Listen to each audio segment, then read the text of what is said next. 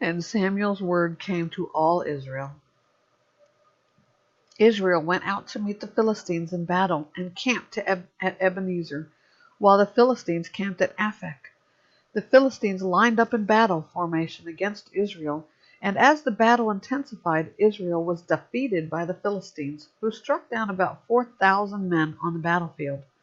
When the troops returned to the camp, the elders of Israel asked, "Why did the Lord let us be defeated today by the Philistines?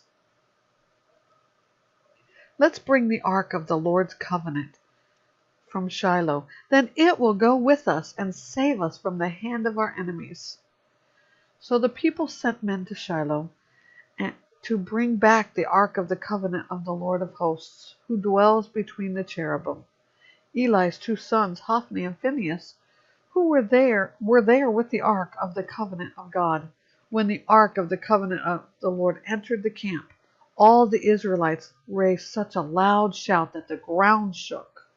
The Philistines heard the sound of the war cry and asked, "What's this loud shout in the Hebrews' camp?" When the Philistines discovered that the ark of the Lord had entered the camp, they panicked. "The gods have entered their camp," they said. "Woe to us! Nothing like this has happened before. Woe to us! Who will rescue us from the hand of those magnificent gods? These are the gods that slaughtered the Egyptians with all kinds of plagues in the wilderness.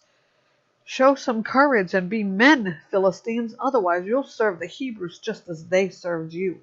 Now be men and fight." So the Philistines fought, and Israel was defeated, and each man fled to his tent. The slaughter was severe. 30,000 of the Israelite foot soldiers fell. The ark of God was captured, and Eli's two sons, Hophni and Phinehas, died. That same day, a Benjaminite man ran from the battle and came to Shiloh. His clothes were torn, and there was dirt on his head.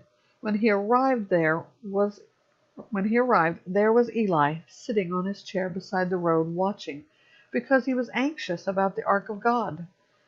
When the man entered the city to give a report, the entire city cried out. Eli heard the outcry and asked, "Why this commotion?" The man quickly came and reported to Eli. At that time Eli was 98 years old, and his gaze was fixed because he couldn't see. The man said to Eli, "I'm the one who came from the battle. I fled from there today." "What happened, my son?" Eli asked.